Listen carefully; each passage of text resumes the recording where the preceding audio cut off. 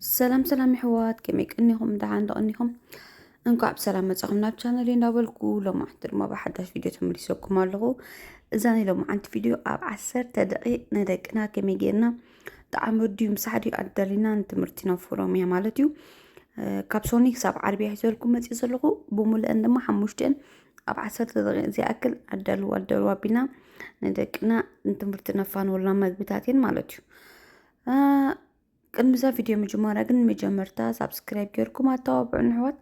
ሳብስክራይብ ናትኩም ንዓይ ብጣዕሚ ሞራል ዝህበኒ ከምዚ ዓይነት ቪድዮታት ከዓ ብጣዕሚ ግዜ ዝወስደለይ ምክንያቱ ሰሙን ሙሉእ እየ ድስእሎ ካብ ሶኒ ክሳብ ዓርቢ ማለት እዩ ስለዚ ሞራልኩም ኣይፈለየኒ ሳብስክራይብ ጌርኩም ኣተባብዑኒ ሕጂ ኣብታ ናይ ሶኒ ክንከይድ ኢና ማለት እዩ መጀመርታ ዘን ክልተ ስላይስ ባና ኣዳልየ ኣለኹ ካልእ ድማ እዚችዝ ናይ ሳንዱች ኣዳልየ ኣለኹም ክልተ ሓባ ካብኣ ገይረ ክስታይ ክሰርሕ ኢና ሳንዱች ክንሰርሕ ኢና ማለት እዩ ሕጂ መጀመርታ ማእከል ገይረ ነታ ባዲላይ ድማ ዘይተኸለሰ ጠስሚ ገይረሉ ማለት እዩ ኖርማል ባተር ካብኣ ገይረ ኣርሲኒ ኣለኹ ነተን ችዛ ማእከል ገይረ ድማ ቁርብ ሓዊ ክህርሜ ሕጂ እንታይ ክንገብሮ ኢና መጀመርታ እቲ ባተር ናብ ክልቲኡ ባን ምእንቲ ክግምጠል ብሓደ ወገን ምእንቲ ከይሰትዮ በቲ ሓደ ወገና ቁሩብ ስቲም ሰበለታ በቲ ሓደ ወገን ገምጢልና ድማ ቁሩብ ኣስቲና ማለት ሕጂ እቲ ሓዊ ቁሩብ ኣህዳ ኣቢልና ኢና ክንሰክትቶ ማለት ምክንያቱ እቲ ችዝና ክመክኽ ስለ ዘለዎ ቀስ ኢሉ ካብ ምንቲ እቲ ረስኒ ክበፅሖ ድሕሪ ኣቢልና ክሓረና ስለ ዝኽእልና ይለኣልና ቀስ ኢሉ ምንቲ ክመክልና እቲ ሳንዱች እቲ ችዝ ቀስ ኣቢልና ገምጥል እናበልና ገኖም ክኾይና ማለት እዩ ሕጂ ዛ ናይ ሎሚ ዓንቲ ናይ ሶሙን ሙሉእ መግቢ ዝገብረልክን ዘለኹ ግዜ ኣብ ዘይብልክን ወይ ኣጋጣሚ ተፀሊእክን ወይ ሓንሳብ እውን ክትርስዖ ትኽእል ረሲዕካ ዲኻ ገለ ዲኻ ከየዳለኻሉ ምስ ተሓድር ምስሖም ወይ ዝኾነ ከይሓሰብካ ምስ ተሓድር ንጎት ስኢልካ ጣዕጣዕ ኣቢልካ ትምህርቲ ተፋንወሎም እያ ማለት እዩ ሓንሳብ እውን ደኺምካ ድዩ ተፀሊእካ ድዩ ገለ ከየዳለኻሎም ተሓድር ስለዝኽእል ከምዚ ዓይነት ሳንዱቻት ጌርክን ኣብ 10 ደቂቕ ከመይ ጌርክን ንደቅኽን ሰሪሕክን ንትምህርቲ ተፋንወያ ማለት እዩ እምበር ክስ ሕጂታ ናይ ሶኒክን ቆፅረና ከምዚ ኮይኑ መኺኽሎ ትሪኦ ኣለኹም ችዝ ንባዕሉ ብጣዕሚ ይሕዝዎም ዝውዕል ዓይነት ሜካኒ ከምዚኣ ጌርና ክልተ ችዝ ጌርና ክንቆፅረና ማለት ሕጂ ድም ደቅና ዓብይ ዝበሉ ንዑር ኮይኖም ወላ ካልአይቲ ክንውስኸላ ንኽእል ኢና ንዓይ ግን ሓንቲ ተኣኽለኒ ሓንቲ ገይሩ ኣለኹ ማለት እዩ ካልእ ፍሩታታት ድማ ኣብ ገዛና ዘለና ክንቆፅረሎም ኢና ማለት እዩ ሕጂ ወይኒ ገይረ ኣለኹ ኣብዚ ድማ ቁርብ ብሽኮቲ ገይረ ኣለኹ ማለት እዩ እዚ ሕጂ ካብ ብሽኮቲ ገለመለ ወላ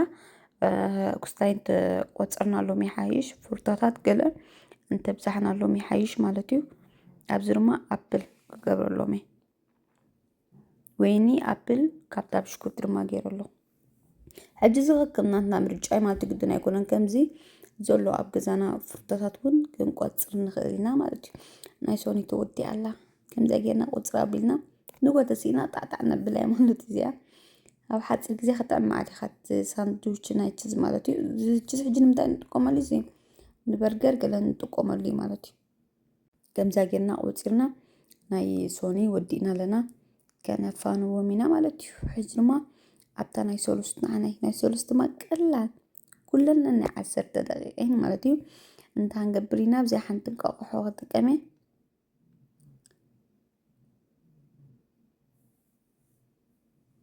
ነታ እንቋቑሖና ፅቡቅ ጌርና ወቂዕና ድማ ፀባ ክንገብረላ ኢና ቀላል እያ እዚኣ ከዓ በቃ ዝቐለለት ኩሉ ሕጂ ከም ዝበልኩኹን ኣብ 10 ደቂቕ ተዳልዎ ናይ ሶሙን ሙሉእ ኣዳልየ ዘለኹ ማለት እዩ ካብ ሶኒ ክሳብ ዓርቢ ናይ ሶሙን ሙሉእ ቀሊል እዩ ኩሉና ናይ 10 ደቂቕ እዩ ሕጂ እንታይ ክንገብረላ ኢና ቁሩብ ነቲ እንቋቑሖና ምስ ሃረምናዮ ቁሩብ ፀባ ክንገብረሉ ኢና ከምቲ ዝበልኩኹን እዚ ቪድዮ ብጣዕሚ ኣድካሚ እዩ ካብ ሶኒ ክሳብ ዓርቢ እየ ዝስእል ምስቲ ሓራስ ምዃነይ ምስቲ ቆልዑት ገለ ክብድብል እዩ ስለዚ ሳብስክራይብ ጌርክን ፕሊስ ኣተባብዓኒ እንተፈቲኹን እዚ ቪድዮ ከዓ ላይክ ግበራሉ ማለት እዩ ሕጂ እዚ ክስታይና ክንሰርሕ ፓንኬክ ኢና ክንሰርሕ ማለት እዩ እዚ ፓንኬክ ግን ኣነ ዝጥቀመሉ ዘለኹ ዝሕርጭ ናይ ኦትስ ሕርጭ ማለት እዩ ናይ ፓንኬክ ኣሎ ድሉ ናይ ኦትስ ሕርጭ ዝሸጥ ስለዚ ብናይ ኦትስ ሕርጭ ጌርና ንጥቀም ማለት እዩ ኩሉ ግዜ ንጥዕና እውን ፅቡቅ ዓይነት ሕርጭ ገይርና ንጥቀም ስለ ዘለና ናይ ኦትስ ተጠቀምና ዝበለፀ እዩ ኣብቲ ናይ ሳንዱች ኦትስ ትብል ፅሑፍ ኣለዎ ማለት ኩሉ ግዜ ሬዲ ኮይኑ ዝፀንሕ ማለት እዩ ብቕሪታ ሳንዱች ደለ ናይ ፓንኬክ ክብል እየ ሕጂ እዚ ፓንኬክ ከምቲ ንዓና ንቆልዑት ዕብይ ዝበሉ ንሰርሖ እዚ ፓኪንግ ፓውደር ገለ ኢትና ይኮንና ክንሰርሖ ኖርማል ጌርና ኢና ክንሰርሓ ሽኮር ከዓ ኣብዚ ኣይንገብረሉ ኢና እንቃቑሖ ፀባ እታ ናይ ኦትስ ሕርጭ ጥራይ ክጥቀም ማለት እዩ ካልእ ወላ ሓንቲ ኣይጥቀምን እየ ገሊኡ እዚ ፓኪንግ ፓውደር ገለ ንእትወልና ግን ንቆልዑት ንኣሽቱ ገለ እንተኮይኑ ብፍላይ ፅቡቅ ኣይኮነን ስለዚ ከም ዘላታ ጥራይ ጌርና ክንሰርሓ ኢና ከምዚ ቆቁርብ ገይረ እውን ኣባዴላና ንእሽተይ ከከቢብ ገለ ገይረ ኮንኩን ክሰርሓ ብምልእታ ገይረ ክሰርሓ ማለት ናይ ህወኻት ካልኣይ ክነሽዑ ፅቡቅ ጌርና ቁርፅ ቁርፅ ኣቢልና ድማ ክንቆፅረሎም ኢና ማለት ሕጂ ንእሽተይ ጌርና ዓቐን ጌርና ገለ ግዜ የለን ምክንያቱ ናይ 10 ደቂቃ እዩ ዝሰርሖ ዘለኹ ግዜ ስለዘየለ ብምልእታ ብሓንሳብ ክንገብራ ኢና ቀስ ጌርና ጥራይና ተሓውና ነብስለሎ ማለት እዩ ከምዚ ገይረ ሕጂ ወዲኣላ ሓንቲ እንቃቑሖ ቁሩብ ፀባ እታ ሓርጭ ናይ ኦትስ ካልእ ወላ ሓንቲ ኣይንጥቀምን ኢና በዚ ሓደ ኢደይ ቆልዓ ሓቂፈ እንደ ሰርሕ ዘለኹ ብጣዕሚ ኣብኒ ነታ ቆልዓ ውሪደየ ሕጂ ካልኣይ ግዜ ተመሊሰ ቆልዓ እንዳበኸየት እንዳበለ ገለ ይጥዕመካኒ ኩሉ ግዜ ገምጢለኡ ዝስኸ መናሓረካ ገለ ኮነካ ቆልዓ 10 ግዜ ስለዝበኸየካ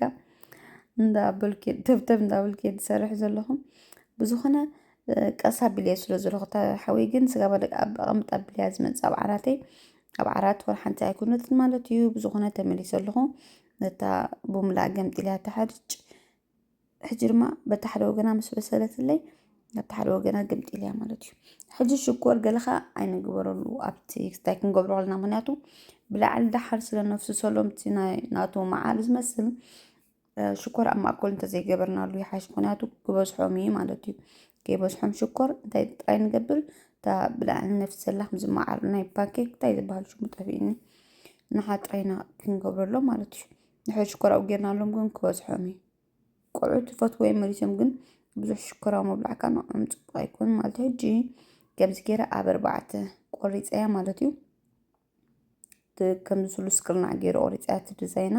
ፅብቕቲ ጌርና እቲ ቆራርፃ ጥራይ ኣፀባቕ ኣቢልና ንቆረፆ ንኣብነት ከምዚ ናይ ልቢ ልዩ ናይ 4 ኣንጎሎ ንድሕር መቁረፂ ኣለናኻ ብጌርና ቁርፅ ቁርፅ ኣቢልና እንተጌርናሎም ትርኢቱ ወላ ደስ ዘብል ስለዝኾነ ክበልዕዎ ሸዋቶም እዩ ዘኽፈቱ ማለት ቆልዑት ኩሉ ግዜ ከምዚ ዓይኖም እዩ ዝበልዕ እቲ ንቕርበሎም ፅቡቅ ፍሩታት ኣድዩ ሕብርታት ዘለዎ ምግብታት ገለ እንድሕር ቀሪብናሎም ስቕሎም እዮም ዝበልዑልና ማለት እዩ ዓበይቲ እንተኮይኖም እኳ ፀገም የብሉን ብዝኾነ ፍሩታ ድማ እንታይ ተጠቂመ ኣለኹ ስትሮበሪ ተጠቂመ ኣለኹ እዚኣ ድማ እታ ናይ ፓንኬክ እያ እታ ዝበልኩኹን ሕጂ ኣይነብዝሓሎም ኣብዚ ኩሉ ንዑ ጥራይ ስለ ዝበልዑ ቁሩብ ንግበረሉ ዘይኣኽሎ ዝበልና ማለት እዩ ሓንሳብ ጎለ እንታይ ትገብር እንድሕር እትበይኑ ወላ ብገዛ ቁርሲ ይቐርበላ መሽ እንድሕር ቀሪበላ እታ ክስታይ ካብኡ ጥራይ ሚላ ክትገብረሉ ትደሊ ባዕሊ ዓቂና እንተዘየልዒል እዮ ማለት እዩ ስለዚ ኣይምስሕና ኣይንሃቦም ንዑ ጥራይ ክበልዑ ስለዝደልዩ ማለት እዩ ፍሩታ ድማ በናና ወሲኸላ ኣለኹ ይኣኽላዩ ከምዚያ ጌርና ክንቆፅር ኢና ንስኹም ካል ዘለኩም ኣብ ገዛኹም ክትቆፅራ ትኽእል ኢኽን ማለት እዩ ዘለክን ፍሩታ ኣብ ገዛኽን ትቆፅራ ሕጂ ድማ እታ ናይ ስሉስ ተወዲኣ ኣብታ ናይ ሮብዕ ክንከይድና እዚኣ እኮ ናይ 10 ደቂቃ ኣይኮነት ናይ 5 ደቂቃ በልዋ ኣዝያ ቅላል እያ ማለት እዩ ሕጂ እዚ ቅጫ ተጠቂመሉ ዘለኹና እዚ ከምዚ ናይ ዓረብ ቅጫ ገለይ ማለት እዩ እንታይ ክለኹ ኑቴላ ክለኹ ኣብዚ ዝፍቀርን ዘይፍቀርን ካብ ቤት ትምህርቲ ናብ ቤት ትምህርቲ ስለዝፈላለ እንታይ ይፍቀድ ኣብቲ ቤት ትምህርቲ ክትፈልጦ ኣለክን መጀመርታ እንድሕር ኑቴላ ፍቀድ ኮይኑ ፀገም የብሉ ኑቴላ ከምዚኣ ጌርክን ትለኽያ ወይ ድማ መልመላታት ትለኺኦ ዝኾነ ይፍቀድ ዝኾነ ዝልከ በቃ ዝፍቀድ ዝኾነ ከምዚኣ ጌርክን ለኽያ ኣቢልክን እንታይ ክንገብረሉ ኢና ሕጂ ፍሩታ ክንገብረሉ ኢና እዚ ፍሩታ በናና ከምዚ ኣቢለ መቲሩ ኣለኹ ኣብኡ ሕጂ ጌርና ክንጠቕልላ ኢና ማለት እዩ እዚ ቅጫ ኣብ ዝኾነ ለክን ኣብ ዓረብ ድኳን ኣለክን ወላ ኣብ ሱፐርስተር ኣለክን ዝረቅቕ ቅጫ ናይ እዚኦም ሱዳናዊ ናይ እንታይ ዝበሃል ሽሙ ጠፊኡኒ ይቕረይታ ብዝኾነ ኣብ ዝኾነ ለክን ከብኡ ክትተጠቂምክን ክትብላ ትኽእል ኢኻ እንተደይኮይኑ ድማ ረቂቕ ቅጫ ጌርክን ባዕልኽን ኣብ ገዛኽን ትስንክታ ማለት እዩ ወይ ድማ ኣብቲ ዘረእኹ ዓንቲ ወይ ባኒ ስላይስ ባኒ ኣብ ከምኡ ትጥቀማ ኣብ ከምኡ ጌርክን እውን ከምኡ ክትገብራሎም ትኽእል ኢኽን كمزي جيرة ماتيريال لخون نقول جيرة ودي على مالتي حمش رأي كمان هتبتصحنا نزي أصلا خلاهم قصص رأينا حمش رأي نجبران بره تحتي أكل مالتي فرتر ما رأيت أقول حاول فني دمس من لزلون دمس نقول عاتوكم دهر الله يا رأيته فرتر ما بنانا أرانشي كم ما أبل كن قصر لومينا بس خنكا فرتا دلك أنا بجزخن أنا أبجز هاي زولي زقصر زلهم مالتي زلوا بجزخن قد قصرات خلاخن كم زاجينا لما تان أبلتا نايم أكلوا الجسنا تصب جينا خان حتصبه حتسينا خم زاجينا أولوات كأم بيلنا متينا كم قصرينا مالتي بتا كم ساندويتش أنت ذكينا لازلنا تسلايس بانا خد قبرات خلاخن كم زقج أنت زي غيبكن أنت زي كوينغن أبزخونا لكن ولا أول مرتلو أبزخونا لكن زكتين ركين كجاي مالتي كم زاجينا لما نيروبع ودينا مالتي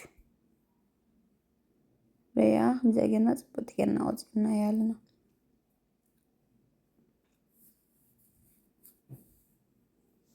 نيروبع ودينا من حموس كيدنا سبسكرايب مقبار كايت حمقو ذكرني خلنا حجي سبسكرايب قبرو سبسكرايب كيركم التابعونيكم تم سبسكرايب تقبلوا لهم لما دايما دقاقيمة بيزا مسكنكم كم زولكم زي فيديو بتاعهمي أتكامي سلازي مورال حوني سبسكرايب كيركم مالتيو حجر ما بتاعنا حموس كيدنا مالتيو تاني حموس دماز لا انتي كنت كمينا حجزيا كمزي بيس عينتنا هنقبرا زلك نابقزا هنكت كما تخليخن تدليخن تدليخن كمزي كيش اب كنت كما تخليخن تدليخن دمات ناي بيسا سوس كنت كما تخليخن دلايك كنت قبرا تخليخن أبزر ما أنا انتي قبرا لخو كابت كيش اب جيرا كابت عفون قبرا لخو زعفون بسل مالتيو تاني كعشو ديشيت السخن تدليخن نحن تشكنز بس لكن كأو رف بلكن كتقبرال طلاخن ولا ساردين دي تناديو كتقبرال طلاخن دلكن عاد كزاخن مالتي بدنا يكونن بعفون طري مالتي كتيلا دما جز زناي بيسا قبرولي بلا على قدما اب اير فراير دي انت دايخن ما ابادي لا قصة بلكن حاوي حتى بلكن كتقبرال طلاخن مالتي حجانا أبدي لا أصابيلا كبلا مالتيو كم كوخي أقدر ما يسأل كوانتا تقوليتاتني جن أبدي لا أصابيلا قرب سجابس مكلي حاوي هرمية مالتيو زدلي خن ما بعرف فراي كنت قبل تخليخن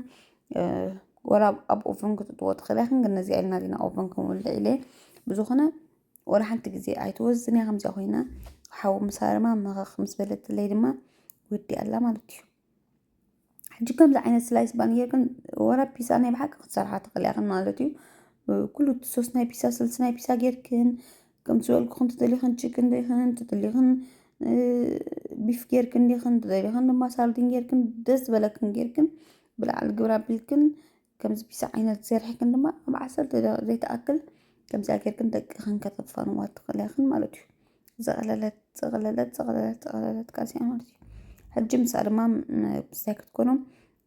جوس نقبرلو مينا زدار حجب بزح عينا بزحلهم قلت سحري لنا انتحامناهم تساقن يبولون مالتيو كم زاقير دما جوس كير اللونه ودي أمالتيو ناي حامسنا بسيحنا زادنا حامس بسيحنا مسلني كم زاقيرنا دما ودينا ناي حامس نبلاكن حجما أمنا عربخن كينا الزكرني اعتبرتها حج ندي جمان برزلو استمرتها هانساولا انتي كم تقصر يتفاعل مالتي سلازي زرما زخاخر خونكن ويرما على حالون كحجزكن يخدي اللي شرز قبل الكنزول خون تفتيخون اون لايك كبراليخن حجر ما بتاعنا عربي كيدنا مالتي عربي دما قلال كان عربي سلايس بانن براون باني تتقم زلهم براون بان تتقمنا لما يحايش كابت صغارها مالتيو حج انت خنقبرنا خمسة أتقابل كومترين أتقابلها بلكنسا نقومت كم تريو زلهم بحاتيرو نقومت كيرا كومترين مالتيو كم زي كيرا متيرا دما انت قبره أب تحاول حنت دما نقاقحن طبعا كقبري مالتو زي حجي نقاقحو كقبري مجمرتان نقاقحو ሃሪመ ድማ ቁርብ ፀባ ክገብረለ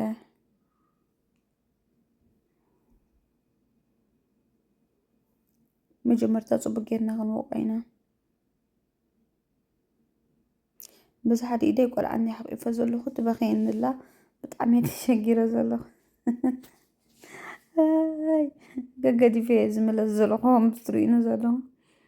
ብዝኾነ ንዓብ ፅቡቅ ጌረ ሓሪመ ድማ ፀባ ክገብረለ ህፃን ንእሽተይ ቆልዓ ውሉ ዝበለ እንተሎ ብጣዕሚ ዘሸግረካ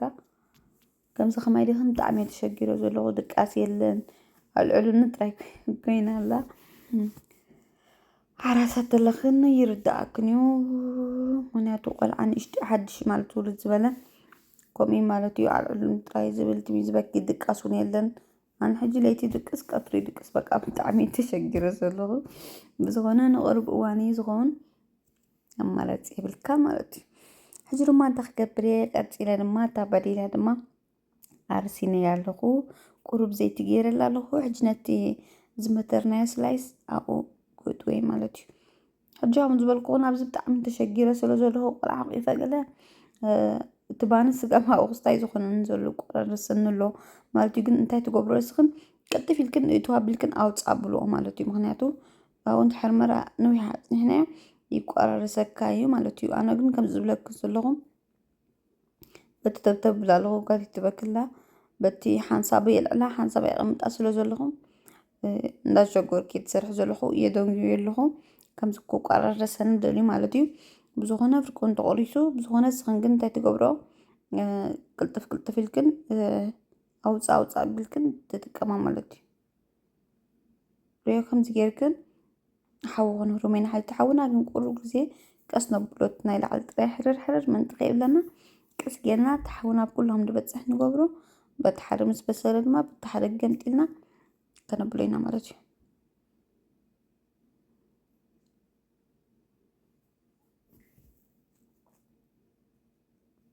ከምዚ ገይረ ንኩላ ኣሊኸ ነተን ዝመተርኩን ድማ ሓዊ ክህርመን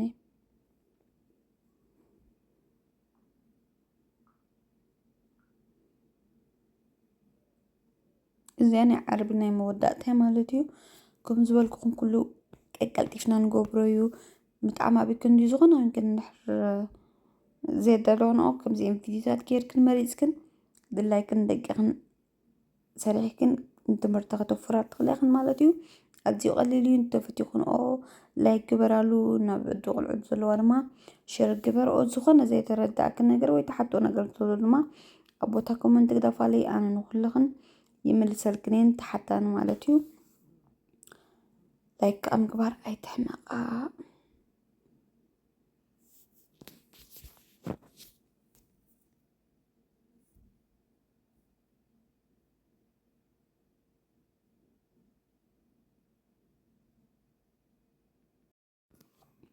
ሕጂ ንኩሉ ኣብኡ ገይረ ምስ ወዳእኩ ድማ ናብቲ ሓደ ወገን ክጉምጥለይ ማለት እዩ ወዲኡ ኣለኹ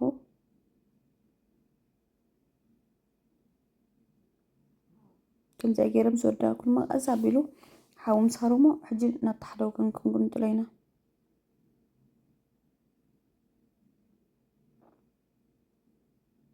ናብቲ ሓደ ወገን ገምጢለ ኣለኹ ቀስ ኣቢለ ዘብስሎ ዘለኹ እንድሕር ከም ዝበልኩኹም ዓዋ እንድሕር ዓዋ ኣቢልናዮ ብላዕሊ ጥራይ ክሓርሮ እዩ ስለዚ ቀስ ኣቢልና ብክልቲኡ ወገኑ ግምጥል ግምጥል ኣቢልና ኣብሲልናዮ ወዲእና ኣለና ማለት እዩ ሕጂ እቲ ተለጋጊበን ዘለዋ ፋሕፋሕ ኣቢለ ከምዚ ገይረ ድማ ክቆፅርያ ማለት እዩ ናይ ዓርቢ ድማ ተወዲኣ ነዚኣ ትመስል ፍርታታት ክንውስኽ ከለና ኢና ፍርታታት ኩሉ ግዜ ተቆፅርናሎም ፅቡቅ እዩ ምክንያቱ ካብቲ እንዳበልዑ ሓደ ንጥዕንኦም ፅቡቅ እዩ ካልኣይ ድማ በቢዓይነቱ ስለ ዝርእዩ ዘለዉ ካብቲ ኣልዕል እንዳበሉ ምእንቲ ክበልዑ ደስ ስለ ዝብሎም ካብ ኩሉ ተቆፅርናሎም ፅቡቅ እዩ እዚኣ ድማ ዓፂ ጁስ ገይረሎም ኣለኹ ምክንያቱ እዚ እንቃቅሖ ቁሩብ ክስታይ ባናዕ ስለ ዝኾነ ምንቲ መውሓጢ ኮኖም ኢለ እዛ ጁስ ገይረ ኣለኹ ቀፂለ ድማ ወይኒ ገይረ ቆፂራ ናይ ዓርቢ ተወዲኣ ነዚኣ ትመስል ማለት እዩ ብዝኾነ ናይ ሎም ዓንቲ ቪድዮ ነዚኣ ትመስል እንታይ ድማ ክገብረሎም ይቐፂለ ያውሬታ ካብቲ ናይ ፓንኬክ ንጥቀመሉ ናይ መዓር ናይ ፓንኬክ ማለት እዩ ካብኡ ድማ ቁሩብ ገይረሎም ኣለኹም ከምዚ ጌርና ድማ ወፂና ወዲያ ማለት እዩ ብዝኾነ ናይ ሎማዓንቲ ቪድዮ ነዚኣ ትመስል ነይራ ብካልእ ቪድዮ ክሳብ ዝምለሰኩም ሰሰናይ ንዓኹም ሳብስክራይብ ክገብርኩም ድማ ፕሊዝ ኣሕዋታይ ትውፅኡ ኣብታ ታሕቲ ላትኩም ነታ ሳብስክራይብ ምባል ጥራይ ማለት እዩ ወላ ሓንቲ ግዜ ኣይትወስደልኩምን እያ ንዓይ ግን ብጣዕሚ እያ ሞራል ትበኒ ነቶም ትገብሩለይ ዘለኹም ድማ ደጊመ ደጋጊመ ብልቤ ዘመስግነኩም ብካልእ ቪድዮ ክሳብ ዝምለሰኩም ሰሰናይ ንዓኹም ቻው